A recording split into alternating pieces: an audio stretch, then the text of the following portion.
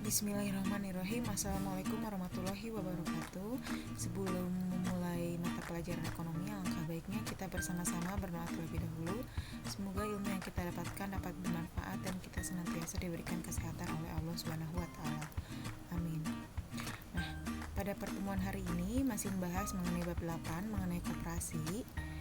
Kalian bisa lihat juga di LKS. Di LKS tercantumnya bab 4 mengenai koperasi. Nah, di pertemuan pertiga ini kita akan membahas mengenai koperasi sekolah seperti yang ada di foto. Nah, pada dasarnya nih, pendirian koperasi sekolah adalah salah satu usaha untuk menumbuh kembangkan budaya koperasi pada siswa yang kelak akan menjadi penerus pembangunan bangsa dan negara. Nah, koperasi sekolah menjadi sarana bagi siswa untuk menerapkan pengetahuan koperasi dan ekonomi di dalam kehidupan sehari-hari. Koperasi sekolah juga menjadi sarana untuk belajar berorganisasi, menumbuh kembangkan toleransi, dan mengembangkan rasa kekeluargaan. Nah, koperasi sekolah dibentuk berdasarkan surat keputusan antara beberapa departemen, yakni yang pertama ada Departemen Kementerian Pendidikan dan Kebudayaan dan Departemen Transmigrasi dan Koperasi. Yang dituangkan dalam surat keputusan pada tanggal 18 Juli 1972 nomor 275 KPTS Mentranscop nomor 72. Nah, dalam surat keputusan tersebut ditegaskan bahwa koperasi dapat didirikan di sekolah-sekolah baik sekolah negeri maupun sekolah swasta dan lembaga pendidikan lainnya. Nah, di sini ada pasal 1 SKB atau surat keputusan bersama. Nah, disebutkan bahwa pengertian koperasi sebagai berikut. Koperasi sekolah adalah koperasi yang beranggotakan murid-murid sekolah dasar, sekolah menengah pertama atau sekolah menengah atas, dan lembaga pendidikan lainnya, baik negeri maupun swasta. Jadi koperasi sekolah adalah koperasi yang didirikan di suatu lembaga pendidikan atau sekolah ya.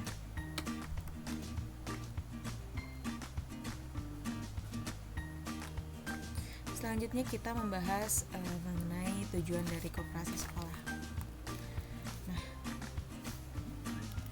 tujuan koperasi sekolah secara umum adalah sebagai berikut. Nah, ini mengacu pada Undang-Undang Pengkoperasian Nomor 25 Tahun 1992. Nah, yang pertama, mendidik dan memelihara kesadaran hidup bergotong royong dan rasa setia kawan di antara siswa. Yang kedua, memupuk rasa cinta terhadap sekolah.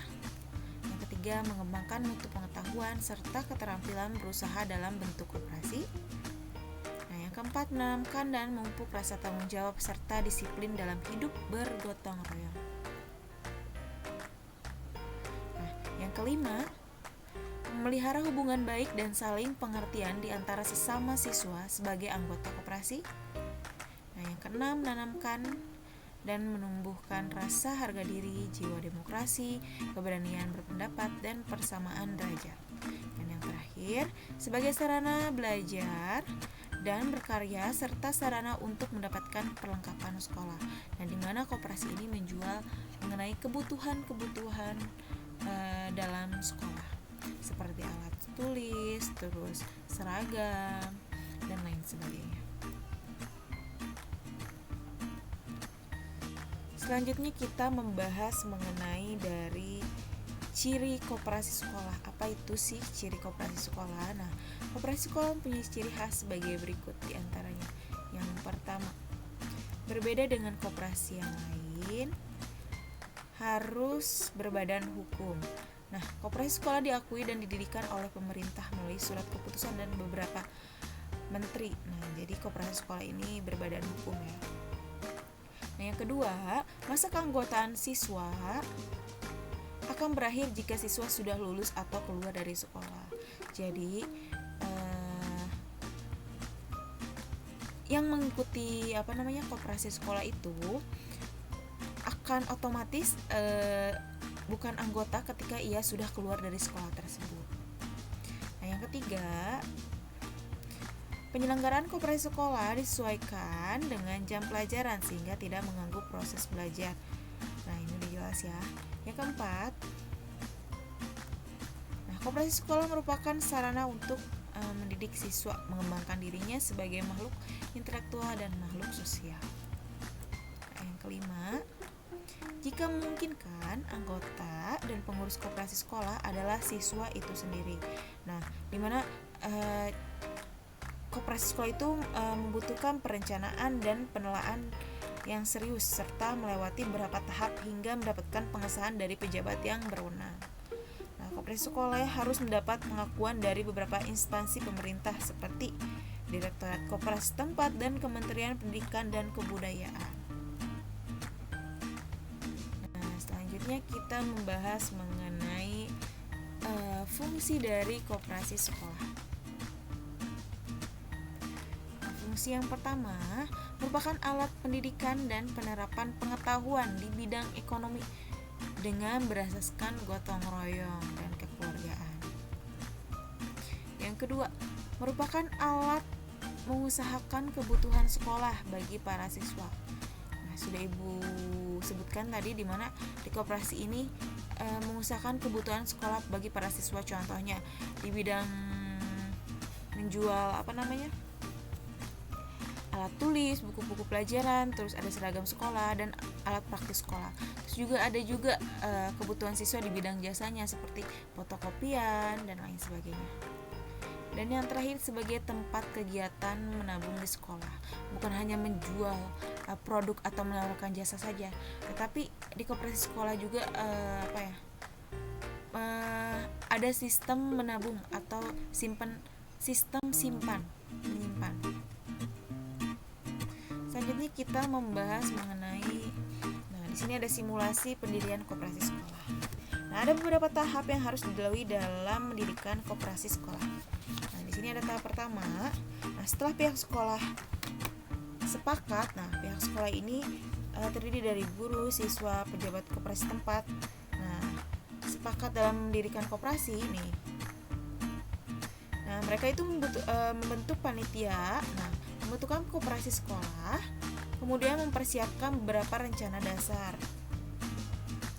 Nah, seperti rencana dasarnya anggaran dasar, terus anggaran rumah tangga, terus rancangan dan program kerja dalam koperasi sekolah tersebut, terus ada undangan untuk rapat pembentukan koperasi dan berbagai fasilitas dalam penyelenggaraan rapat pembentukan koperasi. Nah, sebelum panitia mengadakan rapat, rencana dasar perlu dimatangkan terlebih dahulu di tahap pertama, sehingga rapat dapat berjalan dengan lancar. Tahap kedua, setelah rencana disiapkan, panitia harus mengundang beberapa pihak untuk mengadakan rapat. Pihaknya ini seperti siswa, perwakilan siswa, guru, kepala sekolah, terus perwakilan orang tua, pejabat dari Direktorat Koperasi tempat, terus ada pejabat dari kantor Kementerian Pendidikan dan Kebudayaan.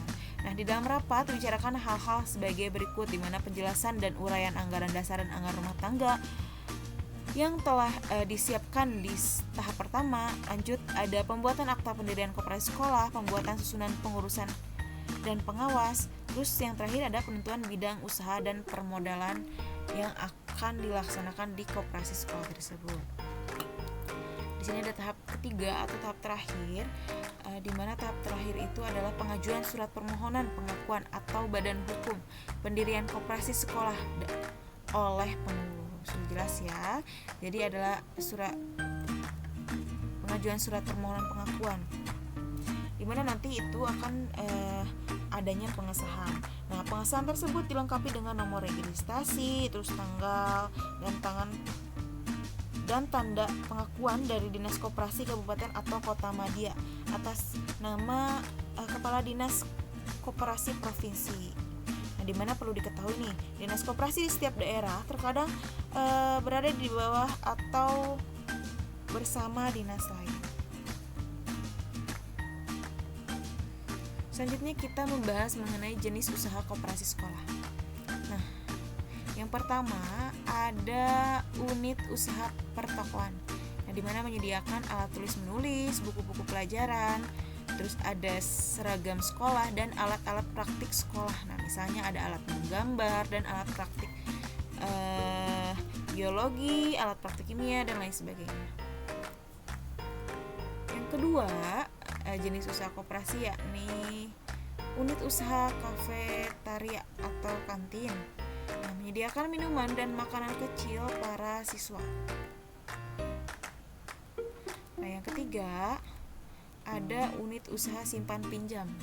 Nah, di mana mewajibkan para anggota siswa di sekolah untuk membayar simpanan wajib secara teratur dan menggiatkan anggota untuk menabung atau menyimpan sukarela secara teratur agar mudah pengelolaannya. Selanjutnya yang keempat, unit usaha jasa, misalnya jasa fotokopi, terus ada jasa penjilidan dan jasa pengetikan. Nah, jasanya seperti itu. Selanjutnya kita akan membahas mengenai struktur organisasi koperasi sekolah. Struktur organisasi koperasi sekolah kita akan membahas yang pertama, yakni perangkat organisasi koperasi sekolah. Perangkat organisasi koperasi sekolah sama dengan koperasi pada umumnya, yaitu sebagai berikut. Nah, yang pertama ada rapat anggota koperasi sekolah. Apa itu rapat anggota? Rapat anggota merupakan pemegang kekuasaan tertinggi dalam koperasi sekolah. Rapat anggota dapat meminta berbagai keterangan dan pertanggungjawaban pengurus dan pengawas seputar pengelolaan koperasi sekolah. Nah, rapat anggota koperasi sekolah diadakan minimal sekali dalam setahun untuk membicarakan hal-hal seperti penempatan anggaran dasar, terus penentuan kebijakan umum di bidang organisasi, pemilihan, pengangkatan, dan pemberhentian pengurus serta pengawas koperasi, dan lain sebagainya. Yang kedua, pengurus koperasi sekolah. Nah, pengurus koperasi sekolah ini dipilih dan diangkat dalam rapat anggota. Nah, ada beberapa hal yang harus dipertimbangkan dalam memilih dan mengangkat pengurus koperasi sekolah, yaitu sebagai berikut. Pertama, di mana pengurus koperasi sekolah ini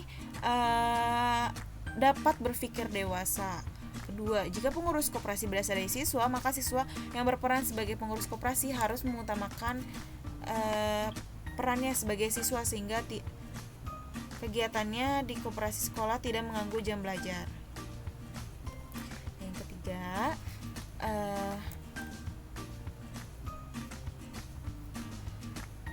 Yang ketiga, pengurus koperasi sekolah ini siswa kelas 12 yang akan segera memulai ujian nasional sebaiknya tidak dilibatkan ya dalam pengurus koperasi sekolah.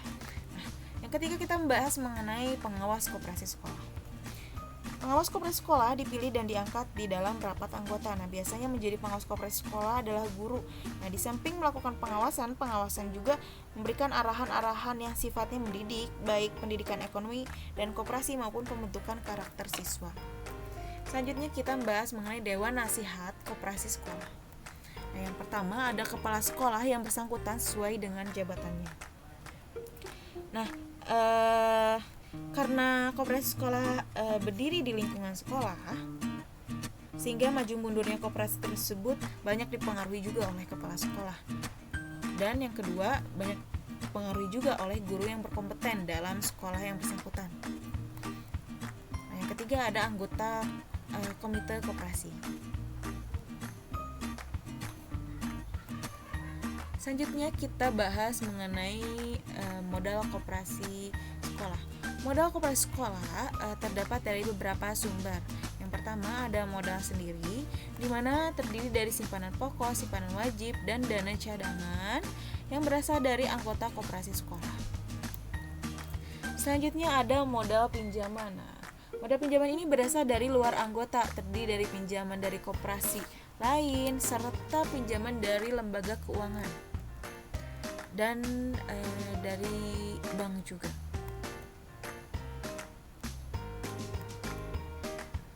Selanjutnya kita membahas mengenai prosedur pendirian koperasi sekolah. Pendirian dan pengembangan koperasi sekolah biasanya masih memerlukan bimbingan bapak atau ibu guru. Di sini ada langkah-langkah dalam mendirikan koperasi sekolah, yaitu sebagai berikut.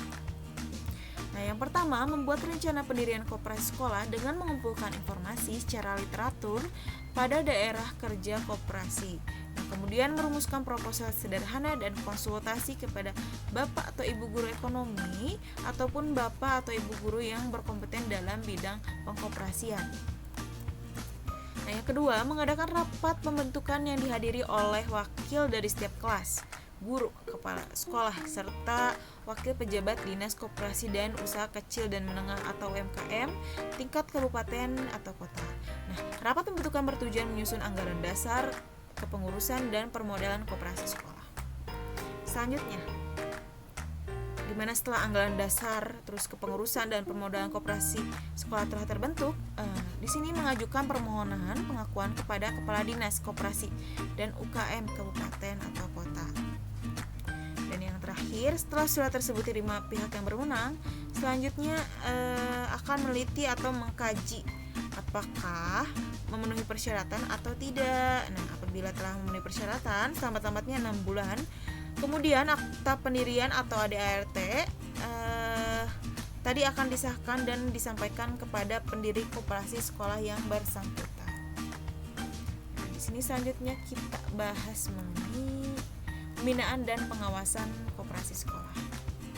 Nah, pembinaan dan pengawasan koperasi sekolah dilakukan oleh Kepala Dinas Koperasi, ini tipe, dan UKM kabupaten atau kota serta Kepala Dinas Pendidikan dan Kebudayaan kabupaten atau kota.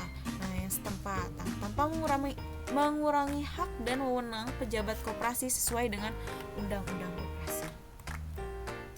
Nah, yang terakhir kita membahas mengenai keanggotaan koperasi sekolah.